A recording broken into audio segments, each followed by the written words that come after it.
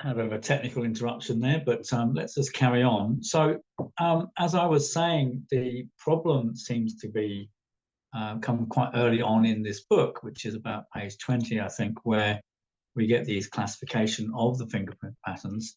And when we look at the illustrations given on this page for tented arches, what we've got here is actually a tented arch. Well, the one on the left there is definitely a tented arch. There you can see the centrally located triradius, nicely located there.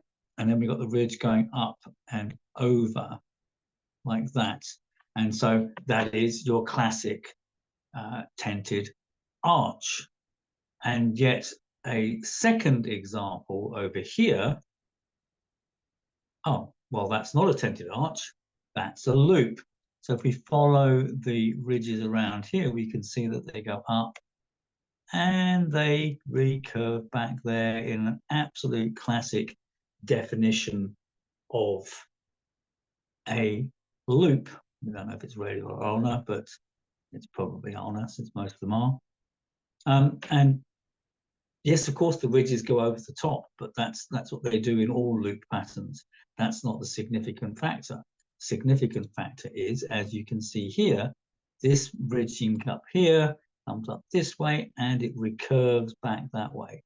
In every definition that you'll ever see by any forensic scientist, dramatic logicist, or police officer, they will say that is a loop. No question, no if, buts, or maybes. That is absolutely a loop pattern. And you can see it's quite different from this one. That's a tented arch. That is a loop. And so what we've got on this page here is an illustration that basically illustrates a tented arch. And it isn't a tented arch, it's a loop. So that's really puzzling, like what's going on there. So let's look at the other pages on here. So again, we have this reiteration that the four main fingerprint patterns are the whirl, the loop, the tented arch, and the arch. And we, as we've ascertained, that is not even true anyway. The tented arch is not the fourth most common fingerprint pattern. And then here we got an example of a tented arch in the drawing on the left here. Yep, that's a tented arch. There's the centrally located triradius. Yep, no worries about that. Here comes the ridges up and over. Yep, that's a tented arch. Oh, it's not a tented arch. Look, if you look at that ridge, you can see it's not a tented arch. Let's go and zoom right into that. We can even follow it right around with the drawing here. We can see that that is actually, here it is. It goes along here, and it goes up there, and it, oh, look, it comes back there. That is a loop. So even in this example, so it's not like it's a typographical error or a problem that's been caused by one particular misplaced illustration. There are the second page, which talks about the fingerprint patterns and says, well, this is an example of it. Again, it isn't an example of a tented arch. It's an example of a loop. And so what you've got then is you've got this kind of problem whereby a loop is being shown to be a tented arch when in fact it isn't a tented arch at all. And then you come to this particular formation here, which is called a loop stroke tented arch. That isn't a tented arch. That's a loop. So again, the third instance. So there's this thing that's called a tented arch / loop. Isn't a tented a loop. Isn't a tented arch. It's a loop. And that's what this customer client of these advocates of the Unger school of hand reading came to me. He said, well, they told me that I had two tented arch / loops on one hand and two tented arches on the other. That's what one of them said. And another one said, oh no, you've got 3 tented arches and 1 tented arch / loop. So that's what they're classifying as this sort of hybrid pattern called a tented arch / loop. But there is no such thing as a pattern called a tented arch / loop. It's either a loop or it's a tented arch, and it's quite clear in this particular instance that this is a tented arch. So that's 3 pages with 3 examples which Richard Unger has given as tented arches, and they're not all loops. So that explains to me why there's a certain amount of confusion within the students of his about these fingerprint classifications. He's invented and innovated a pattern that simply doesn't exist. And it's not up to Richard Unger, it's not up to me, it's not up to anybody else to invent a whole category of fingerprint patterns. That has already been done by the forensic scientists, the dermatoglyphicists, and the police forces around the world. So then I kind of asked the question, well, why are we doing this? Well, when we look further in the book, we see that Richard has this idea of having these 4 schools: the school of service for worlds, the school of love for loops, school for wisdom for tented arches, and school of peace for arch. There's problems with this notion altogether, but even if you accept for a moment without critical commentary about that there are only 4 schools, why have we only got 4 fingerprints? We've got 7 fingerprint patterns, so arguably there's 7 schools. But if you're taking the tented arch as being the 4th most common fingerprint pattern, well, then you've got a problem, because you're basically not going to have anybody in the school of wisdom, because the tented arch fingerprint pattern is so rare. So the number necessary to be involved in the school of wisdom is 2. It's very rare to find anybody with two tented arches. It's not actually uncommon to find people with 2 arches, but it's really uncommon to find people with 2 tented arches. So let's just look at the distribution of fingerprint patterns on the of the tented arches in particular. This is from my own book, Interpretation of Dermatoglyphics. This is a summary page of the most rare fingerprint patterns to be found on the hand. And my own studies on the left, Scotland Yard statistics, which is a slightly bigger sample, is on the right. So let's go with Scotland Yard, because they've got 50,000 people in their sample. I only had 500 in mine. So theirs is a much better representative sample. But basically what you've got there is it's quite clear that tented arches are extremely rare. The tented arch on the air finger, 0.025%. Tented arch on the thumb, never. Tented arch on the firefinger, 0.19%, less than 0.2%. So that is practically saying you never see a tented arch on an air finger, you never see a tented arch on the thumb, you never see a tented arch on the firefinger. But even if we look at tented arch on the earth finger, even that, 0.53%. Incredibly rare. So for someone to say, oh, you've got 4 tented arches, as Richard has done for this client, that's just palpably wrong. It's just statistically unlikely that he's going to have 4 tented arches. It's statistically unlikely he's going to have 1 tented arch. And very rarely would he have 2. Tented arches only occur on something like 2% of index fingers, maybe 3%, depending on the sample. But it's even on the most commonly located finger, it's an incredibly rare distribution. I'll just find that particular statistic for you, because I don't want to be imprecise at this particular stage. I've got another thing open here, just a moment. Where did it go to?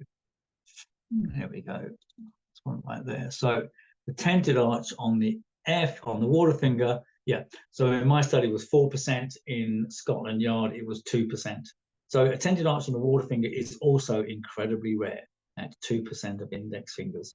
So it's an almost non-existent fingerprint pattern. If it's a non-existent fingerprint pattern, then it's really hard to see how this pattern could be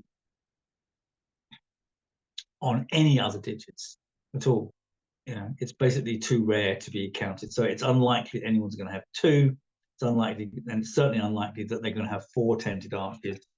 And so to me, that seems to me the reason why this notion of a tented arch / loop has been invented, to create the opportunity for there to be more tented arches to make the system work, basically. That's what I think. That's my hypothesis about it. I mean, I think it's an unconscious thing, but it's what it does is it basically overemphasizes and gives far too much importance to a fingerprint pattern as it's extremely rare. And if you overemphasize that and give too much credence to it, then that will lead to you creating all sorts of spurious interpretations of its significance. And that's something that we really strenuously must avoid. If we are going to be hand readers, we need to be as accurate as we can in our description of the significance of each of these patterns. And that starts by recognizing what those patterns are and being very strict about our definitions of what is and isn't a radial loop or an ulnar loop or a tented arch or an arch. You know, that's really kind of fundamental in terms of our approach to fingerprint patterns. And we don't have to invent the wheel there. That's already been done for us. We just have to work out the interpretations. And so what that means when it comes to the tented arch is really the only tented arch we can be confident about in its interpretation is when it's found on the index finger. And even that we can argue to be tentative, because we just don't see that very many tented arches on index fingers. You know, 2 in 100 people will have a tented arch. So that's an awful lot of hands you've got to get through to find somebody with one tented arch on one finger.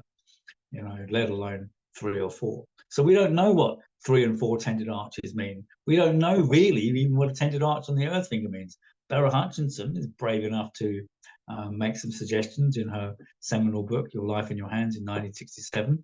And I have concurred, in my experience of looking at tented arches, I concur with her findings on their meaning and significance, and I see no reason to deviate from that at all. And anything else is kind of hyperbole. It's like it's raising speculation about the significance of the radial loop, the tented arch, particularly if you have this notion that people with tented arches are somehow in this school of wisdom. And when I listen to kind of interpretations that are given for this pattern to people who they say have got tented arches, that's clearly what they're saying it's all about. And that's just not true. And I think that's just painting the wrong kind of picture. And if your job is to allocate schools to people to make sure they're doing the right kind of path in this life, then come on, we've got to get the school right. And let's face it, most people are going to be in the school of the loops, which is the school of love, and most people are going, and fewer people then are going to be in the school of service, which is the world's, and then some people in the school of peace, but very few people in the school of wisdom. And you know, that seems like a difficult job to have. And I don't even think that the tented arch has anything to do with wisdom anyway. I think that's completely spurious. The tented arch is it's a fire element fingerprint pattern. It's not an air element fingerprint pattern. And the characteristics it brings are quite clearly fiery. And if you want to find out what that's about, go and look at Johnny Fincham's book, or read Johnny Fincham's post on his Facebook page, because he talks about the tented arches.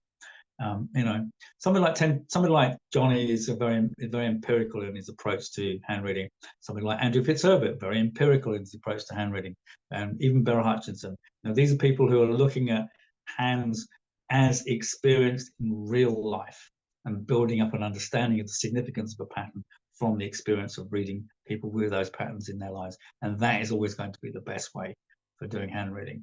If you start with some kind of theoretical notion and you impose it upon the hand, you're going to go wrong.